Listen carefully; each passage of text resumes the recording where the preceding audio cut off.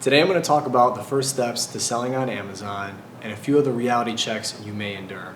Now, believe it or not, the first step to selling on Amazon is not product research. It's to have the realization that you need to treat this you would any other business model. There's going to be parts of the process that are less rewarding than others, and that's fine. Now, I'm sure if you've seen this video in the past, you've seen others with some guru talking about finding a product, putting your label on it, and making 10K profit in your first run. Unfortunately, that's just not the case, and there's a good chance that you won't make money on your first launch. A great preliminary step can be crafting the budget that you plan to use during your first launch. It's important to know that you're going to endure some expenses and you need to allocate your capital efficiently.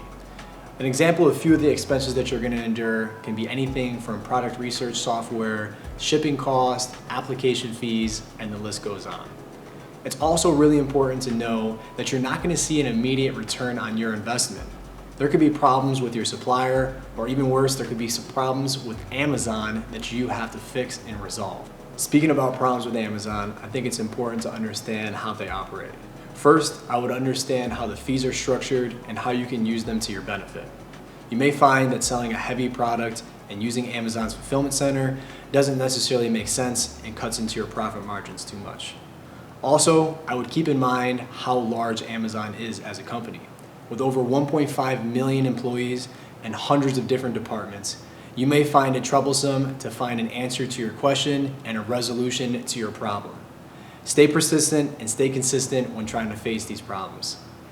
Next, it's important to educate yourself when using a product research software as well as some outside resources for help. I personally use Jungle Scout. I've been able to use some of the tools on the platform to help me find some winning products. Also, there's so much free resources out there from YouTube, the internet. You can find tons of help. Make sure that you find someone that is using some data to kind of back what they're saying. I personally believe that mentorships are extremely powerful. You find someone that you like and they help shorten that learning curve to getting through the process, not making as many mistakes, maybe not wasting as much money on some of those errors. Lastly, before doing your product research, it's important to understand that not all categories on Amazon act the same. Some of these categories have different guidelines and restrictions that you have to follow to ensure that your listing doesn't get flagged or pulled down in any way. For me, when I first started selling on Amazon, the baby niche seemed like it had a ton of opportunity.